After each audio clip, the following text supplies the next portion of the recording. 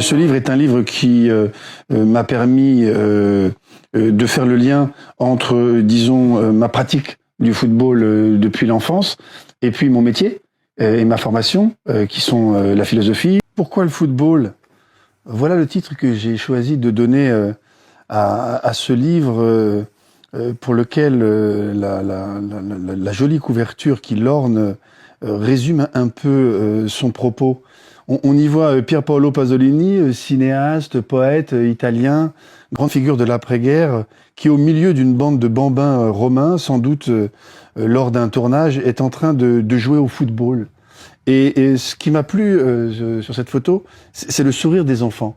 C'est-à-dire ces enfants sont en train de sourire, ils sont tout étonnés de voir cet intellectuel en train de jouer au football. Un intellectuel, ça ne devrait pas jouer au football, ou peut-être ça ne devrait pas s'intéresser au football. Il est vrai que ce qui vaut au pays de Dante et de la belle langue italienne vaut encore plus sans doute au pays de Descartes et au pays de Molière, où il me viendrait pas à l'idée, j'avoue, comme professeur de philosophie, d'arriver en salle des professeurs, ou peut-être même dans ma salle de classe, avec l'équipe ou avec France Football sous le bras. Et pourtant, de quoi est-on suspect quand on s'intéresse au sport, quand on s'intéresse au football, et qu'on est un intellectuel? J'avoue que c'est une des questions que j'ai voulu explorer. Alors, la philosophie s'intéresse précisément à ce qui est suspect, elle s'intéresse à ce qui est problématique. Autrement dit, je me suis retrouvé aussi, en tant qu'écrivain, dans la rédaction de ce livre, dans la position précisément du suspect. Il m'a semblé que toute cette science qui pouvait être associée au football conduisait à une forme d'ignorance, parce qu'il y a des domaines dans lesquels, même quand on sait tout, on rate l'essentiel. De tous ces problèmes qui demeurent problématiques, y compris quand on les a formulés, et qu'on pourrait plutôt appeler des mystères que des problèmes. Mais un mystère, c'est persistant. Et alors, autre part, pourquoi ce retentissement du football? Comment expliquer que le football soit parmi tous les sports celui qui a la plus grande audience? Parce que ce qui caractérise le football, c'est aussi son incertitude. Personne n'est capable de dire, la veille d'un grand match, qui va le gagner.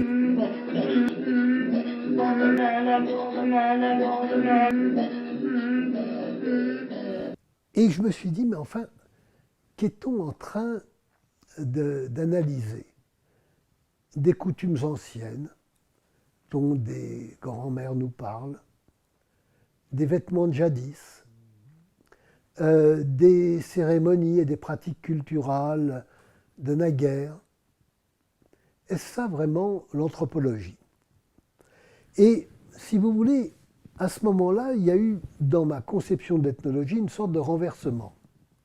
Je me suis dit, est-ce qu'il faut vraiment étudier ce qui passionne les ethnologues, ou est-ce qu'il faut étudier ce qui passionne les gens? Alors, ce qui passionne les ethnologues, ben oui, mon maître Leroi-Gourhan m'avait dit les techniques, la parenté, d'autres m'avaient dit, etc. Et ce qui passionne les gens, c'est pas forcément la fête calendaire que leur grand-mère évoquait, mais peut-être d'autres choses. Et puis je suis retourné, j'étais plus retourné depuis très longtemps, dans un stade de football. Et je me suis dit, mais il se passe des choses étonnantes là. Et puis il y a un sport qui est devenu une passion planétaire presque maintenant. Qu'est-ce que ça veut dire que tout ça? Et comment l'appréhender? Comment appréhender? Alors, moi qui étais partisan d'une ethnologie, mais vraiment minutieuse, au long cours, où on perd beaucoup de temps, où on reste dans une famille année après année, et parfois où on n'apprend rien pendant une journée, mais on se dit ça. Et puis là, tout à coup, il s'agit d'une foule éphémère qui se regroupe à certains moments. En 3 heures, qu'est-ce que je vais faire? Mais c'est un temps d'observation extrêmement limité. Je me suis dit, bon, rituel dans le monde contemporain, peut-être essayons de voir avec le football, peut-être est-ce que c'est un rituel, on n'en sait rien, on verra. Et donc ça m'a permis comme ça de développer cette recherche sur Marseille et sur Turin, puis ensuite sur Naples. Je dois dire être tombé amoureux de cette ville, où il y avait une passion pour le football très particulière et qui m'a beaucoup intéressé. Puis ensuite, comment une ville pouvait s'exprimer ou trouver un de ses repères à travers une équipe de football. Et là, la notion de style m'a beaucoup intéressé. un style, parce que c'est vrai que si vous prenez, il y avait Marseille et Turin. Alors à Marseille, c'est droit au but, il faut des attaquants virevoltants, des dribbleurs sur les ailes, des avant-centres percutants, etc. Bon. À Turin, alors c'était autre chose. C'était les 3 S, serietà, simplicità, sobrietà. Sérieux, simplicité, sobriété. Il fallait gagner par 1-0, pas faire de gestes inutiles, avoir une organisation extrêmement rigoureuse, un peu à l'image de l'entreprise Fiat, qui était la directrice aussi, la patronne du club. À Naples, alors, c'était tout à fait différent. Là, il fallait au contraire l'exploit mené par des avants argentins ou brésiliens. Là, il y avait Gersino et puis il y avait Maradona quand j'y suis allé. Alors là, c'était extraordinaire l'ambiance napolitaine autour de ça. Donc, parce que, et en même temps, dans ces équipes-là de Marseille ou de Naples, l'idée que les victoires en football pouvaient être des revanches sur une histoire difficile, mal comprise, et donc la volonté de faire des exploits pour précisément... Vous voyez par exemple le symbole de Naples, parce que les Napolitains ont un esprit facétieux très poussé, le symbole de Naples c'était Ochucho. Le Chucho c'est l'âne. Donc, en général, si vous voulez, une équipe de football se donne des symboles extrêmement, je sais pas, extrêmement grandioses. Donc, ce sont des héros locaux, etc. Là, non, là, c'est l'âne. L'âne, parce qu'on donne des coups de bâton sur l'âne à longueur d'année. Et regardez, l'âne, ben, l'âne, il peut dire à tous ces gens d'Italie du Nord qui nous traitent d'Africains, Milano, Verona, Torino, questa è l'Italia. Meglio essere africani. Mieux vaut être africain que d'être... Donc vous voyez comment ils savent retourner le stigmate pour mieux stigmatiser le stigmatiseur. Bon, l'exaltation de l'identité locale, mais en même temps, et ça m'a beaucoup intéressé, de voir ce que signifiait au fond cette passion planétaire. Et alors, en écoutant les supporters, je me suis dit, mais il y a là en fait une vision du monde particulière, une sorte de drame philosophique qui s'exprime. Alors il faut la décoder. Et c'est vrai que le Geertsien que je suis aime beaucoup décoder, si vous voulez, le sens des passions. Et là, je me disais, mais ce qui est extraordinaire dans ce sport, c'est en effet cette vision. Alors sur quoi repose-t-elle ? Elle repose sur une exaltation, d'une part, du mérite individuel et personnel. On va vanter un Maradona, un Zidane, sortis de rien et devenus les premiers. C'est une des leçons un petit peu des sociétés démocratiques, des sociétés du stade. Parce que le stade, quand est-ce qu'il émerge ? Il émerge à 2 moments de l'histoire. Il émerge en Grèce antique, au moment, nous disait Hegel, où se lèvent les principes d'individualité et d'égalité.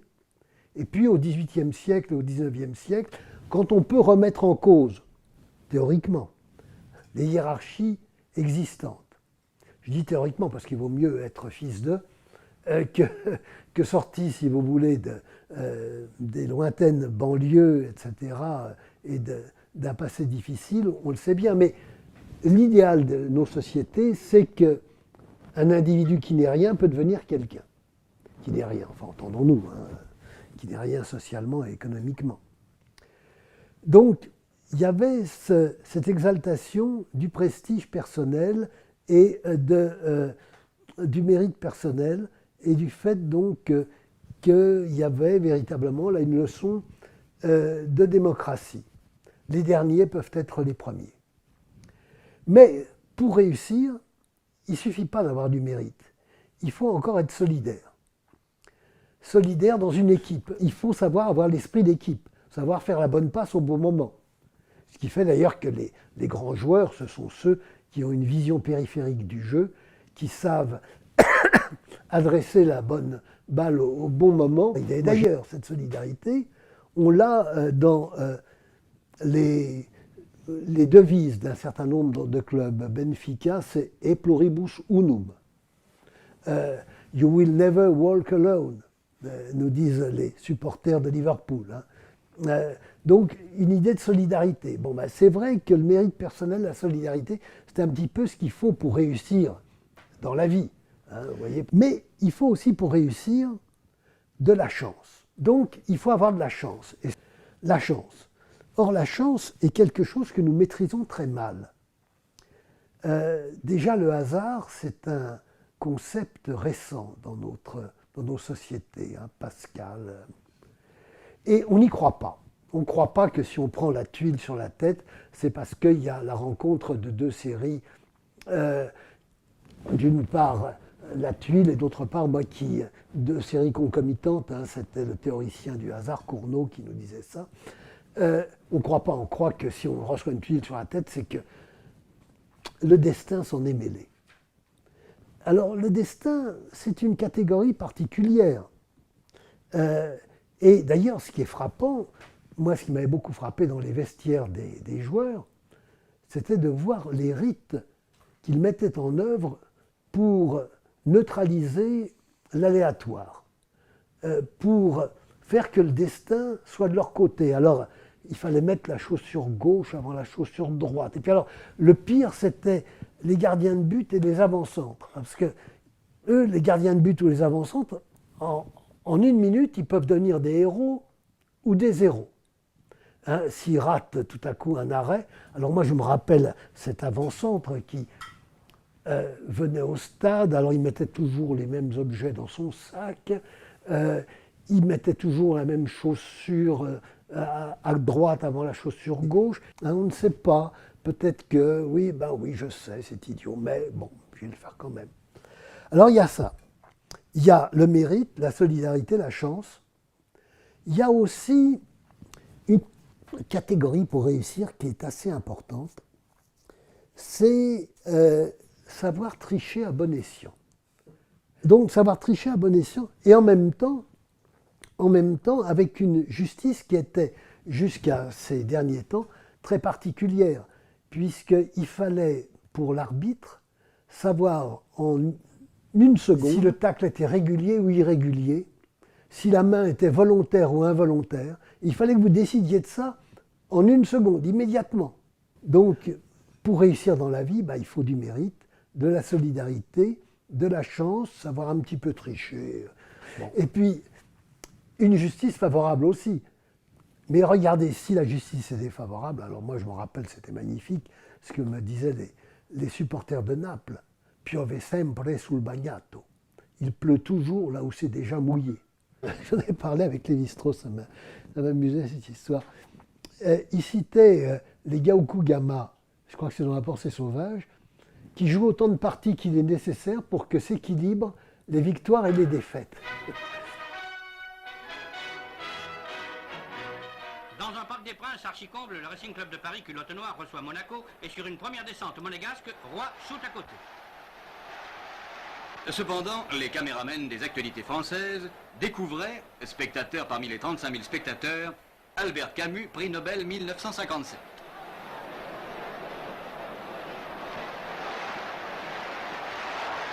Et les malheurs du goal du Racing allaient trouver chez Albert Camus l'indulgence d'un confrère. Dites-moi, le goal du Racing n'a pas l'air dans une excellente forme. Oh, il ne faut pas l'accabler, c'est quand on est au milieu des bois qu'on s'aperçoit que c'est difficile. Vous avez joué goal, je crois? Oui, j'étais goal au Racing universitaire algérois qui portait d'ailleurs les couleurs du Racing Club de Paris. Rien ne se passera jusqu'à la mi-temps. Laissons Alberto à ses brillantes interventions et posons à Albert Camus la question qui se pose dans toutes les pensées. Quelles sont, selon vous, les raisons qui ont déterminé le choix du jury? Bien, je ne sais pas, parce que je ne suis pas dans le secret de l'Académie suédoise, mais je pense d'ailleurs sincèrement qu'il y a 2 ou 3 écrivains au moins qui méritaient d'être choisis avant moi. Mais puisqu'ils avaient décidé de nommer un écrivain français, peut-être ont-ils voulu montrer que la France avait un visage parfois plus jeune qu'on ne le pense généralement.